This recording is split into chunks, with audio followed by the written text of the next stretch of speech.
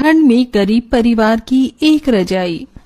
आनंद नगर गांव से 5 किलोमीटर दूर थोड़ी ऊंचाई पर छोटी छोटी पहाड़ियों से घिरा एक इलाका था। वो इलाका काफी खुला हुआ था, जहां हवाएं काफी तेज चलती थी। वैसे तो यहाँ पर कोई रहा नहीं करता था, लेकिन गरीबी की वजह से कुछ लोगों ने यहाँ पर अपनी छोटी छोटी झोपड़ियां बना ली थी।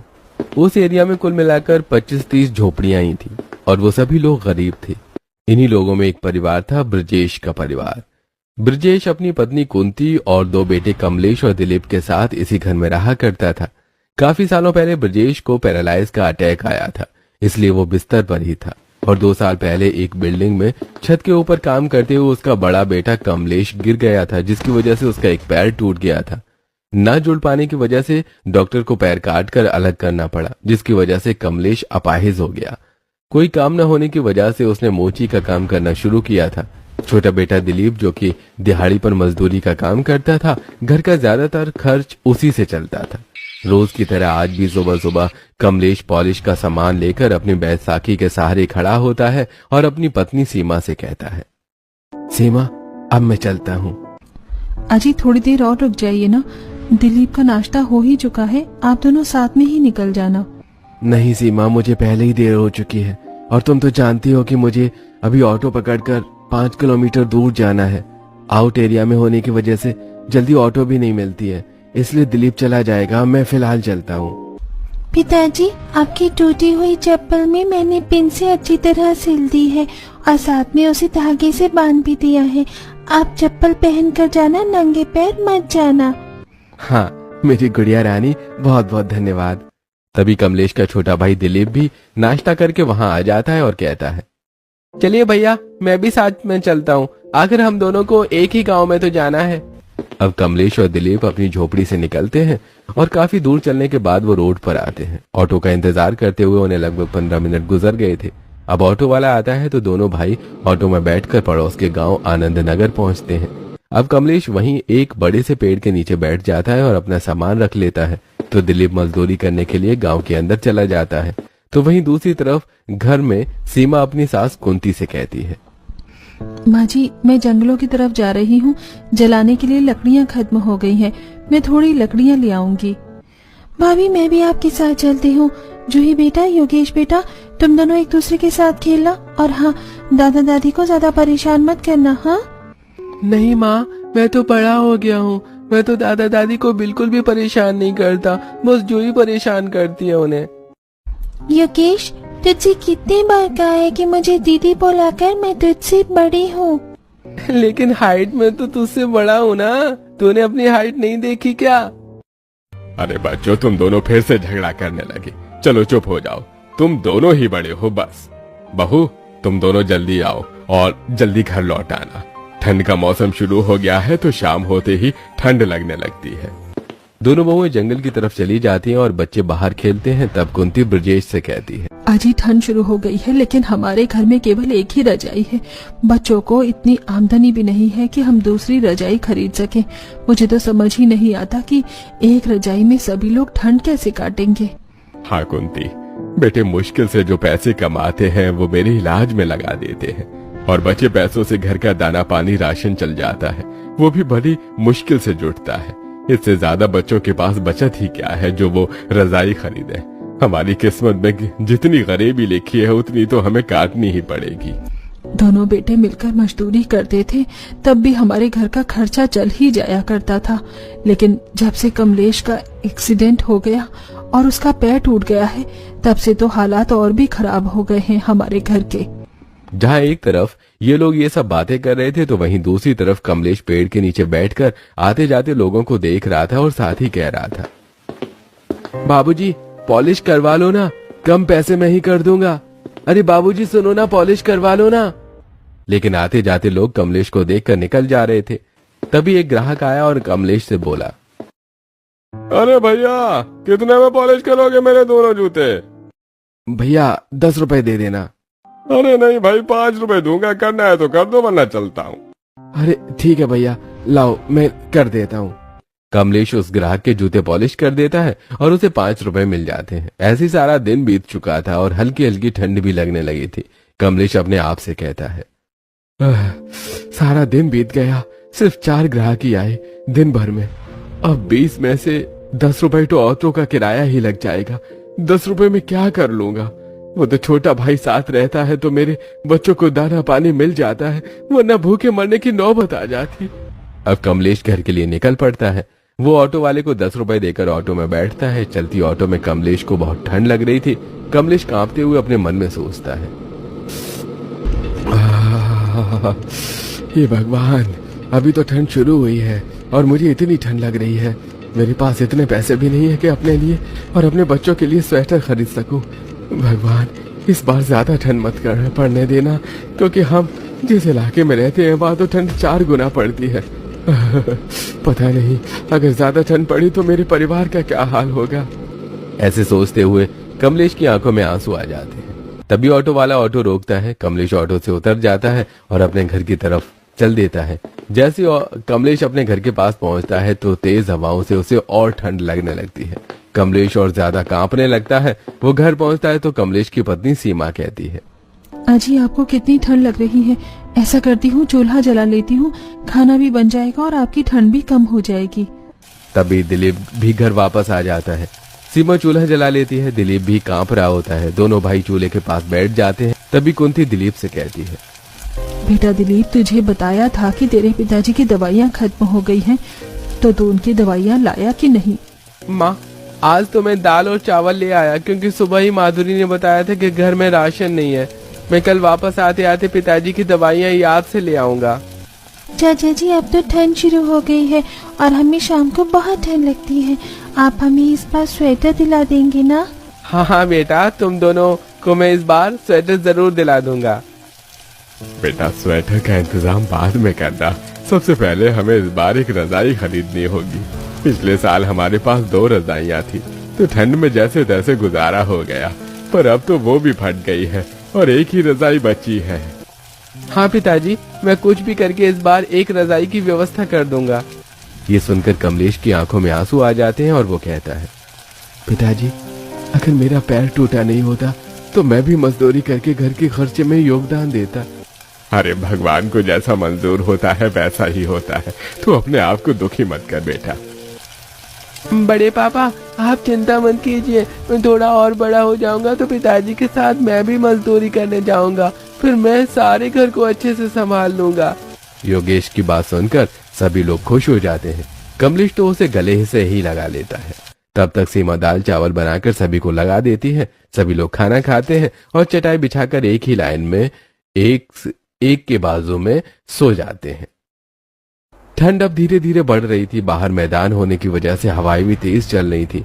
कुंती ने ब्रजेश को अच्छी तरह से रजाई उड़ाई, लेकिन तभी आखिरी में सोया हुआ दिलीप रजाई को खींचकर अपनी तरफ कर लेता है और ब्रजेश खुल जाता है। ये देखकर ब्रजेश के बाजू में सोई हुई कुंती कहती है, दिलीप की भी आदत बहुत खराब है। नींद में वो हमेशा ही रजाई खींच लेता है। अरे दिलीप की भी क्या गलती है कुंती, अब ठंड बढ़ने लगी है, उसको भी तो ठंड लगती होगी ना, तुम रहने दो। उस एक ही रजाई को कोई इधर खींचता तो कोई उधर। ऐसी ठंड में जैसे तैसे करके पूरा परिवार सो जाता है। ऐसे धीरे धीरे समय गुजर रहा था और ठंड बढ़ती जा रही थी। एक दिन सुबह सुबह सबको ठंड लग रही थी। तब कुंती कहती है, हे भगवान, ठंड तो बढ़ती ही जा रही है। आजकल तो ठंड से हाथ पैर सुन ही हो जा रहे हैं। कमलेश और दिलीप, तुम दोनों काम पर थोड़ा रुक कर जाया करो, कम से कम सूरज तो निकलने दो। अरे माँ, ठंड तो हम गरीबों का नसीब है। सूरज निकलने का इंतजार करेंगे तो मेरा सेठ मुझे भगा ही देगा। माधुरी, अगर कुछ नाश्ता हो तो जल्दी से दे दो ताकि मैं खाकर निकल जाऊं। ये सुनकर माधुरी अपने मन में सोचती है, हे भगवान, आज तो घर में खाने को कुछ भी नहीं है। कल ही सारे पैसे पिताजी की दवाइयों में खर्च हो गए। ऐसा करती हूँ, पड़ोसियों से कुछ राशन मांग कर ले आती हूँ, या कुछ बना होगा तो मांग लूंगी।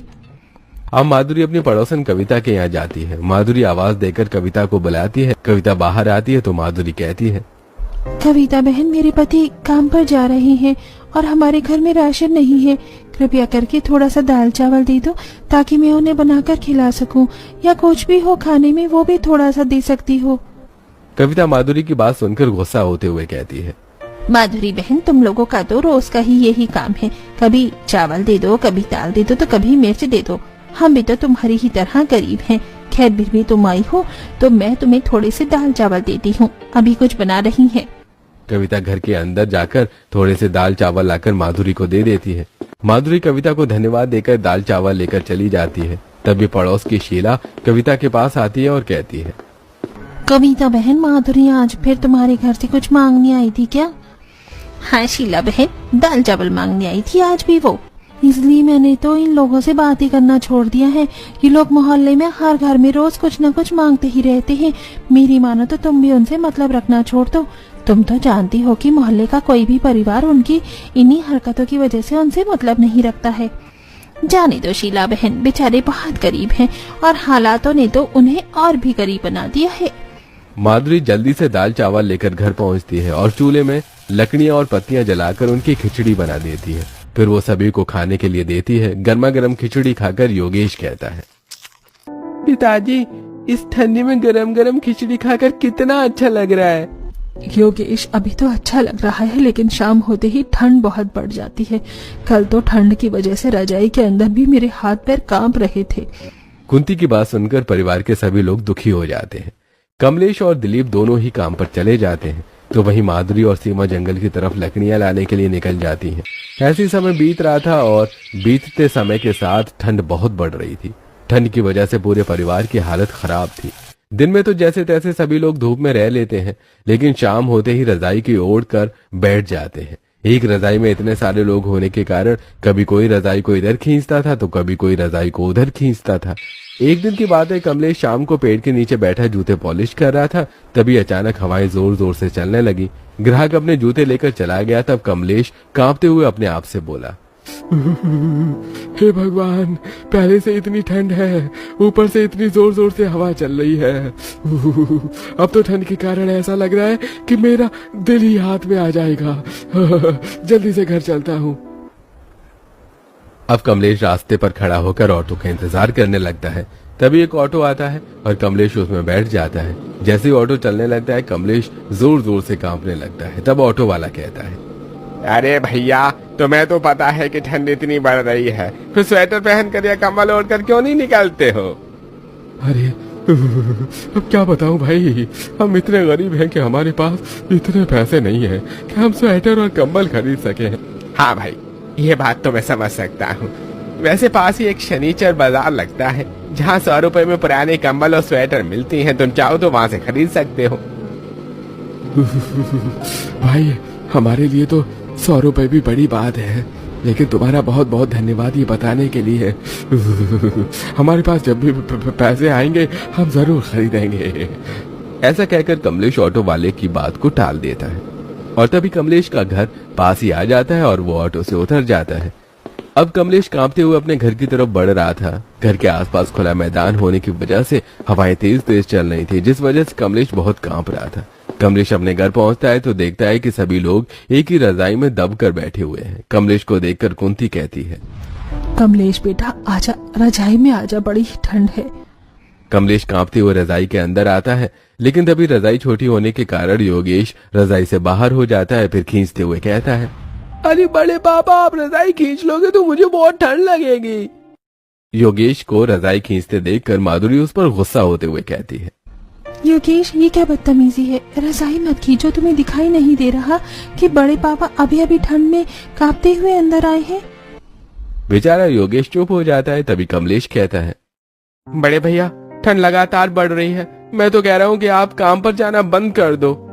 हाँ कमलेश, दिलीप सही कहता है, वैसे भी 20 रुपए में होता ही क्या है। नहीं पिताजी, कम से कम काम करने में मेरा गम तो हल्का रहता है। घर में रहूंगा तो सारा दिन दिमाग में बस यही चलता रहेगा कि भगवान काश मेरे पैर न काटते तो आज मैं भी कमाता। तभी माधुरी चूल्हे में थोड़ी सी आग जला देती है और दोनों बच्चों से कहती है, बच्चों आग के पास आकर बैठ जाओ, तुम्हें थोड़ा अच्छा लगेगा। दोनों बच्चे आग के पास बैठ जाते हैं। तभी कुंती देखती है कि घर की टूटी हुई छत से तेजी से हवा अंदर आ रही है। ये देखकर कुंती कहती है, हे भगवान, ये टूटी छत से हवा इतनी तेजी से अंदर आ रही है। सीमा बहू, जरा इसे कुछ भी करके ढक दो। अगर ये छत ढक जाएगी तो हवा थोड़ी कम आएगी, शायद हमें ठंड से थोड़ी राहत मिल सके। माँ जी, मैं ऐसा करती हूँ कि कल जंगल से घास लाकर इस छत को ढक देती हूँ। अब सभी लोग किसी तरह ठंड में कांपते हुए सो जाते हैं। अगले दिन सीमा और माधुरी जंगल जाती है। जंगल से कुछ घास फूस और पत्ते इकट्ठा करती है और अपनी टोकरियों में भरकर घर की तरफ चल पड़ती है। तब सीमा कहती है, माधुरी, मुझे डर लग रहा है कि जिस तरह से ठंड बढ़ रही है, माँ और पिताजी बूढ़े हैं, कहीं ऐसा न हो कि उनकी तबीयत बहुत खराब हो जाए। कल भी माँ जी को कितनी खांसी आ रही थी। सीमा भाभी, मैं तो सोच रही हूँ कि पड़ोसियों के यहाँ से थोड़ा सा सरसों का तेल मांग कर ले आती हूँ और माँ जी के हाथ पैर में लगा देती हूँ। माधुरी, तुम तो जानती हो कि आजकल पड़ोसियों ने भी हमसे मतलब रखना बंद कर दिया है, और वे लोग भी क्या ही गलत करते हैं। हमारे घर में गरीबी ही इतनी है कि आए दिन हमें कुछ न कुछ मांगना पड़ता है। भगवान जाने ये गरीबी कब खत्म होगी। बातें करते हुए वो लोग घर आ जाते हैं और अपने छप्पर के खुले हुए भाग पर पत्तियां और घास फूस लगाकर किसी तरह उसे बंद कर देती हैं। फिर वो अंदर आती है तो कुंती से कहती है, माँ जी, मैंने इस खुले हुई छप्पर को ढक दिया है, अब हवा नहीं आएगी तो हमें ठंड से थोड़ी राहत मिलेगी। तभी चटाई पर लेटी हुई कुंती रजाई को अपनी तरफ थोड़ा और खींचकर कांपते हुए कहती है, अरे बेटा, मुझे तो अभी भी बहुत ठंड लग रही है। ऐसा लग रहा है जैसे ठंड से जान निकल रही है। सीमा अपनी सास के पास आती है और उसे छूकर देखती है तो उसे बहुत तेज बुखार था। ये देखकर सीमा कहती है, अरे माँ जी, आपको तो बहुत तेज बुखार है। वो लोग आते ही होंगे, फिर उनसे कहकर मैं आपके लिए बुखार की दवा मंगवा देती हूँ। बेटा, इस बढ़ती ठंड ने तो हम बूढ़ों का हाल खराब करके रखा हुआ है। ऐसा कर, तू ये रजाई डबल करके उड़ा दे। नहीं पिताजी, फिर आपको ठंड लगेगी। आपकी तबीयत भी तो ठीक नहीं रहती है ना। रहने दीजिए, आप दोनों ही रजाई ओढ़ कर रखिए। मैं ऐसा करती हूँ, थोड़ी शक्कर बची हुई है, शक्कर चाय पत्ती डालकर गरम गरम चाय बना देती हूँ। आप लोग पी लीजिएगा, अच्छा लगेगा। माँ, चाय मेरे लिए भी बनाना, मैं भी पीऊंगी। और मेरे लिए भी बड़ी माँ। सीमा उन सभी के लिए काली चाय बनाती है और उन सभी को दे देती है।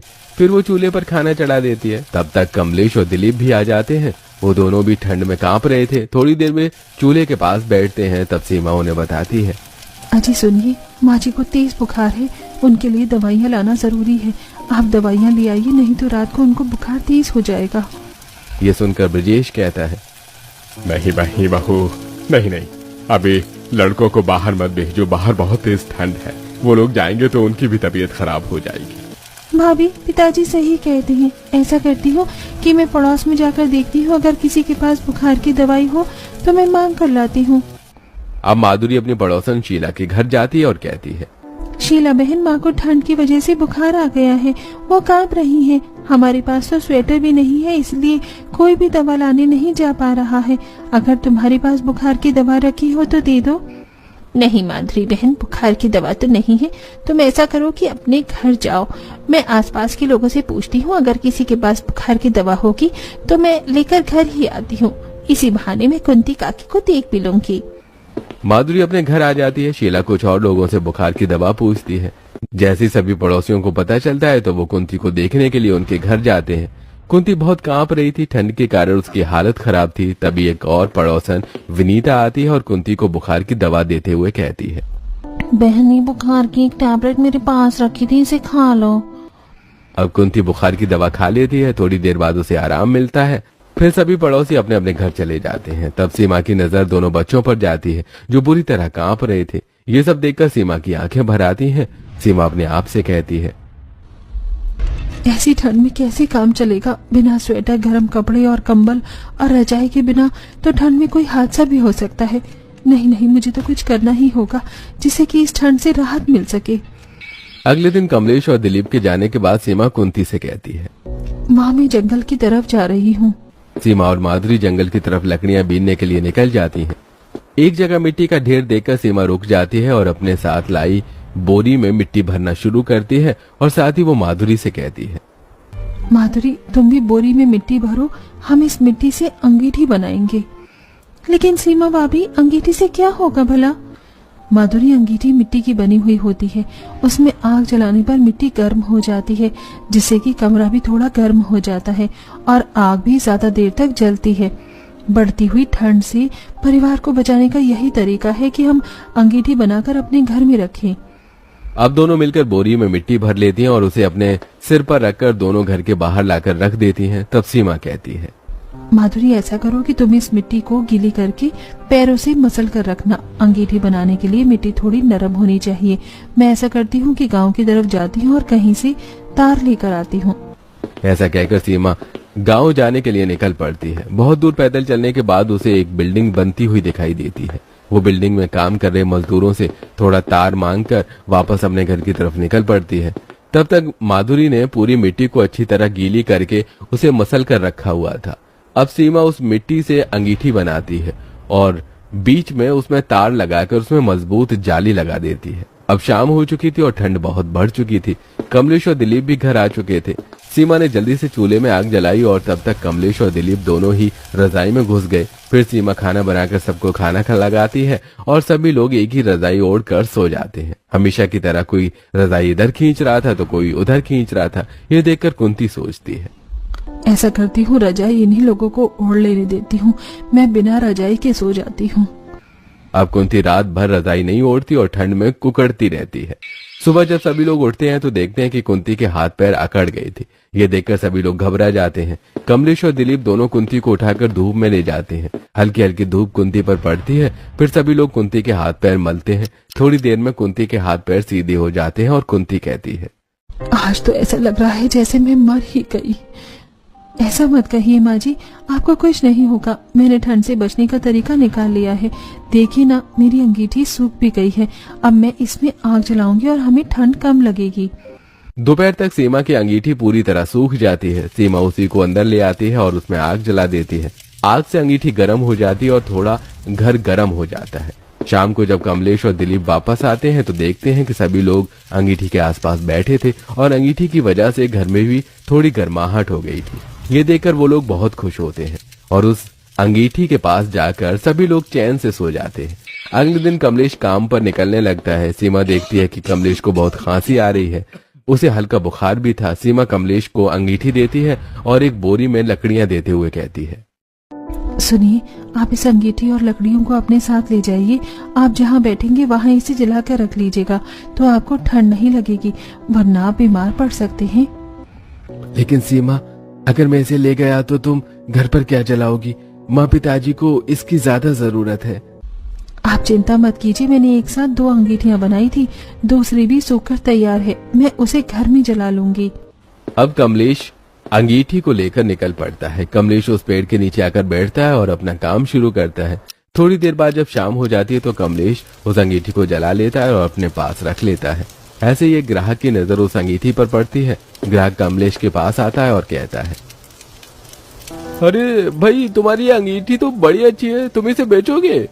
वो सोचकर कमलेश कहता है, हाँ हाँ बाबूजी, बताइए कितने पैसे देंगे? भाई 400 रुपए दे दूंगा। ये सुनकर कमलेश बहुत खुश हो जाता है और वो उस ग्राहक को अंगीठी दे देता है। 400 रुपए पाकर तो जैसे कमलेश की खुशी का ठिकाना ही नहीं रहा। तभी कमलेश ऑटो के लिए निकलता है तो उसे वही ऑटो वाला मिलता है जिसने शनिचर बाजार का पता बताया था। कमलेश ऑटो में बैठ जाता है और ऑटो वाले से कहता है, अरे भाई, तुम मुझे शनिचर बाजार का पता बता रहे थे ना, जहाँ 100 रुपए की स्वेटर मिलती है? भाई मेहरबानी करके मुझे वहाँ ले चलो। अब ऑटो वाला कमलेश को शनिचर बाजार की तरफ 100 रुपए के स्वेटर के ठेले पर ले जाता है। कमलेश वहाँ से 4 स्वेटर खरीदता है और ऑटो में बैठकर अपने घर की तरफ चल पड़ता है। आज तो खुशी की वजह से कमलेश को ठंड भी कम लग रही थी। घर पहुंचकर कमलेश वो स्वेटर अपने माता पिता को देकर कहता है, माँ, बाबूजी, देखिए मैं आप लोगों के लिए स्वेटर लाया हूँ और बच्चों ये लो 2 स्वेटर तुम्हारे लिए। सभी लोग स्वेटर देखकर खुश हो जाते हैं। चारों अपनी अपनी स्वेटर पहन लेते हैं। तब योगेश कहता है, अरे वाह बड़े पिताजी, आप तो बहुत सुंदर स्वेटर लाए हैं, अब तो मुझे ठंड भी कम लगेगी। फिर कमलेश सभी लोगों को सारी बातें बताता है। तब सीमा कहती है, ये तो बहुत अच्छी बात है, मुझे तो पता ही नहीं था कि मेरी बनाई हुई अंगीठी इतनी महंगी बिक सकती है। अगले दिन सीमा दूसरी अंगीठी भी कमलेश को दे देती है और खुद वो जंगल की तरफ मिट्टी लाने निकल पड़ती है। दोनों फिर से बोरी में मिट्टी भर कर ले आती हैं और फिर सीमा गांव की तरफ तार ढूंढने निकल पड़ती है। फिर सीमा वहां पहुंचती है जहां कंस्ट्रक्शन चल रहा था। मजदूरों से फिर से थोड़ा तार मांगती है और ले आती है और इस बार तो वो 4 अंगीठी एक साथ बनाती है। दूसरी तरफ कमलेश की वो अंगीठी भी 400 रुपए में बिक जाती है। अब कमलेश फिर से शनिचर बाजार जाकर स्वेटर खरीदता है और स्वेटर खरीदकर वो अपने घर आ जाता है। फिर कमलेश 2 स्वेटर घर की दोनों बहुओं को देता है, एक खुद रखता है और एक अपने भाई को देता है। अब सभी लोग स्वेटर पहन लेते हैं, उन्हें ठंड से थोड़ी राहत मिलती है। तब ब्रजेश कहता है, अरे बेटा, ये तो बड़ा अच्छा हो गया कि तू और स्वेटर ले आया, लेकिन अब तू रजाई लेकर आना। हाँ हाँ पिताजी, जरूर। वैसे सीमा, आज तुमने कितनी अंगीठियां बनाई हैं? मैंने 6 अंगीठियां बनाई हैं जो बाहर रखी हैं, लेकिन अब मैं सोच रही थी कि जब ये बिकेंगी तो उन पैसों से आप अंगीठियां बनाने के लिए तार, रंग और कुछ स्टील की छोटी छोटी प्लेट्स खरीद कर लाना। वो तो ठीक है सीमा, लेकिन मैं इन सब अंगीठियों को एक साथ कैसे ले जाऊंगा? अरे चिंता क्यों करते हो भैया, मेरे पास कुछ पैसे रखे हुए हैं, मैं एक ऑटो कर लूंगा और हम ऑटो में उन्हें लेकर चलेंगे। अगले दिन दिलीप ऑटो को बुलाता है, उसमें सारी अंगीठियां रखकर उसे वहां पहुंचा देता है जहां कमलेश बैठकर उन्हें बेचा करता था, और फिर दिलीप अपने काम पर चला जाता है। शाम तक कमलेश की सारी अंगीठियां बिक जाती हैं। अब कमलेश बाजार जाकर अंगीठियां बनाने के लिए कुछ सामान और साथ ही एक पुरानी रजाई भी खरीद लेता है। फिर सभी चीजों को ऑटो में रखकर अपने घर ले आता है। पहली बार अपने घर में एक रजाई और देखकर घर वालों की खुशी का ठिकाना ही नहीं था। सभी लोग पहली बार अच्छी रजाई ओढ़ कर सो पाते हैं। अब सीमा रोज ढेर सारी अंगीठियां बनाने लगती है। साथ में सीमा का परिवार भी उसकी मदद करता है। सीमा घर के बाहर रंग बिरंगी ढेर सारी अंगीठियां देखकर गांव वाले बहुत आश्चर्य कर रहे थे। धीरे धीरे सीमा ने अपने घर की दीवारें ईंट की बना ली थी और आए हुए पैसों से छत की भी मरम्मत करवा ली। सीमा के परिवार के बदलते हुए हालातों को देखकर बस्ती वाले बड़े ही चकित थे। एक दिन सुबह सुबह दिलीप ऑटो लेकर आता है और अंगीठियों को ऑटो में रखकर बेचने के लिए चला जाता है। उसके जाने के बाद सीमा और माधुरी अंगीठियां बनाने का काम कर रही थी। तभी सभी पड़ोस की औरतें इकट्ठा होकर उनके पास आती हैं और उनसे पूछती हैं, बहन, तुम इतनी सारी अंगीठियां बनाकर बेच रही हो और तुमने तो अपने घर की मरम्मत भी करवा ली। तुम्हारी गरीबी दूर हो गई, हमें भी बनाना सिखा दो। हम भी थोड़े पैसे कमाकर अपने घर की गरीबी दूर करना चाहते हैं। हाँ हाँ, क्यों नहीं, हम सब मिलजुल कर काम करेंगे। मैं आप सबको अंगीठियां बनाना सिखाऊंगी। अब सीमा बस्ती के सभी लोगों को अपने पास काम करना सिखाती है और उन्हें पेमेंट देकर काम पर रख लेती है। धीरे धीरे सीमा और भी सुंदर अंगीठियां बनाने लगती है और उसकी अंगीठियों के चर्चे आसपास के गांव में भी फैलने लगते हैं और इस तरह उनके पास अब आस पड़ोस के गांव से भी लोग अंगीठियां खरीदने आने लगते हैं। अब दिलीप और कमलेश भी अपना अपना काम छोड़कर उनकी मदद करते थे। धीरे धीरे वो गांव अंगीठी वाला गांव नाम से मशहूर हो गया था। आज भी उनकी अंगीठियां दूर दूर तक बिकने जाया करती हैं और उस गांव के लोग पूरी ठंड भर अंगीठियां बेचकर अच्छा खासा पैसा कमाया करते हैं।